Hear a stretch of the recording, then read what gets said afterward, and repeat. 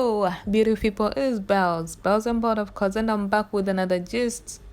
I know, long time no see. I went to MIA, but this time I wanna gist you guys on how to grow your hair. I know I've been getting so many questions on how to grow my hair, what products do I use to grow my hair, and honestly, sometimes I don't even have that many products. Sometimes I don't even have products. So what I can do is use what I have at home. And this time I wanted to share with you this thing with rice water. Anyway, so what you can do is take a half a cup of rice, put water, leave it in the fridge overnight, and you are good to go. Steam that hair up and grow it, baby.